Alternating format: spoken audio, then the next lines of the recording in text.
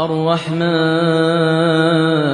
علم القرآن خلق الإنسان علمه البيان. Pasteur, écoutons-le avant sa bastonnade. Avant la bastonnade magistrale de son Saint-Esprit. Bon, ça c'est le premier mensonge aussi. Quand on parlait du miracle, les gens cherchent. Mohamed n'a pas fait de miracle. En tout cas, il n'a fait aucun miracle. On nous a dit non, Mohamed a fait de son. C'est que les gens ne comprennent pas un miracle. Non, alors, vous savez, monsieur Bongo, c'est que les gens ne comprennent pas. Mohamed n'a pas mis un accent sur le miracle primaire. Ah, Mohamed a fait des miracles. On parle de Jésus qui annonce Mohamed dans la sourate 6, verset 61 du Saint-Coran. Il annonce l'avènement de Mohamed. Et le Coran nous dit, 61 verset 6, le Coran nous dit, lorsqu'arriva Mohamed et qu'il fit un miracle, les Arabes disent, ça c'est de la magie. Pourquoi? Parce que même Jésus a été qualifié évidemment de quelqu'un qui faisait des miracles par la puissance de Dieu. Tous les prophètes c'est comme ça, le Coran nous dit ça. Qu'est-ce que Mohamed a vu? Il y avait la lune. Il a demandé à Dieu, et Dieu a fait apparaître la lune devant les Arabes dans le ciel, la lune qui s'est fendue en deux parties. Les Arabes ont dit c'est un magicien. C'est un magicien. Ça est. Le prophète Mohammed. Bon, ça c'est le premier mensonge aussi. C'est dans quel livre? Il dit que ça c'est un gros mensonge. C'est dans quel livre? Je dis, en fait, Oussaz, je pense que à force de débattre avec les chrétiens, on les a enseignés. En fait, au début, ils ne connaissaient rien à notre patrimoine religieux. Ils ne connaissaient rien du tout. En fait, à force de débattre avec eux, on les a enseignés. Parce que il dit qu'il n'y a aucun texte qui dit ça.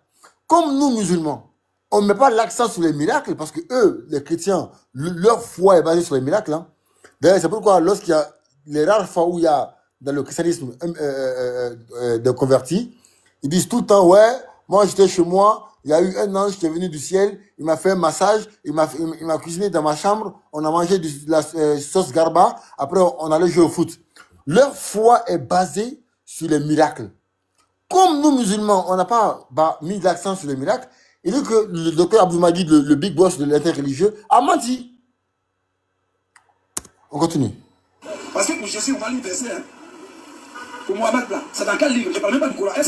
Il dit, pour Jésus, là, on a lu verset. Pour Mohamed, là, c'est dans quel livre? Est-ce qu'il y a un texte qui dit ça? Bon, ça c'est le premier mensonge aussi. Bon, c'est dans quel livre? Parce que pour Jésus, on va lire verset. Hein. Pour Mohamed, là, c'est dans quel livre? Je ne parle même pas du Coran. Est-ce qu'il y a un titre d'un tafsir de Souna où c'est écrit? Mohamed a dit à Bible, la lune s'est pendue en deux. Il est tellement de ça. C'est pas écrit où? Vous voyez, Jésus pour lui c'est écrit. Après Jésus a reçu Lazare, dans la suite là. Quand Jésus a habitué les pains et les poissons là. On va lire ça tout à l'heure. Dans la suite là. Pour moi-même là, tu dis là, on va se référer là. D'abord il a parlé, là il a donné un verset où il donne une référence aux journalistes. Même il n'y a même pas un seul livre d'histoire qui parle de ça. Donc comme il sait que les musulmans c'est déjà ils ne vivent pas, bon. Vas-y.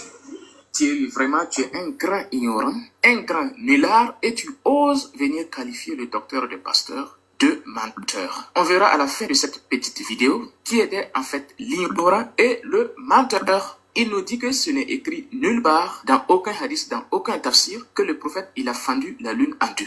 Alors, on va faire simple. Prends un bic et commence à noter.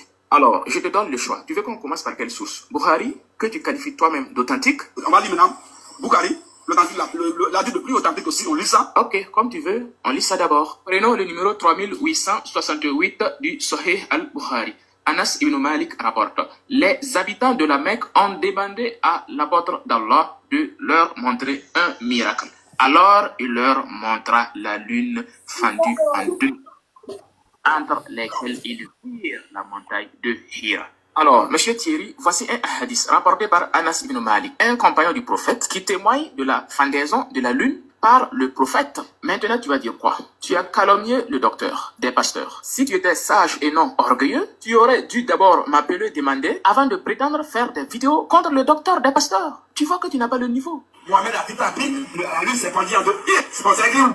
Et comme affiché à l'écran, le même miracle de la division de la lune par le prophète a été rapporté dans le même Sahih al-Bukhari encore au numéro 4864. Donc Thierry, le Saint-Esprit t'avait quitté lorsque tu mentais à tes fidèles que ce n'est écrit nulle part. Point d'interrogation. Thierry, tu connais quelle source encore? Parce qu'il faudra que je montre aux yeux du monde que tu es vraiment un zéro. Que les Saint-Esprit qui vous animent dans les églises sont tout simplement des esprits d'ignorance. Donc on va aller maintenant dans les hadiths authentiques. Les saints musulmans. Ok, comme tu veux. Prenons Muslim alors. Ouvrons Muslim au numéro 2800C. Abdallah ibn Mas'ud rapporte que la lune a... Voilà. Voici des gens, des menteurs comme ça, Oustaz, qui, Mino, tu vois, qui viennent ici, Samir, qui viennent mentir en disant, ouais, c'est écrit nul. En fait, à force de débattre avec eux, je pense qu'on les a renseignés même. En fait, c'est nous qui les avons. En fait, nous, dans la Bible, on allait chercher, puis on est venu les contredire. Mais eux, on les a appris, et ils ont pris ils ont pris ça pour venir nous combattre. C'est des ignorants, des ignares. Et c'est lui aujourd'hui, il vient sur TikTok, il ment, et puis on envoie des cadeaux. Sincèrement. Patriote, c'est clair. Franchement, leur argument, pourquoi ils continuent de faire ça? Déjà, on remarque qu'ils font ça.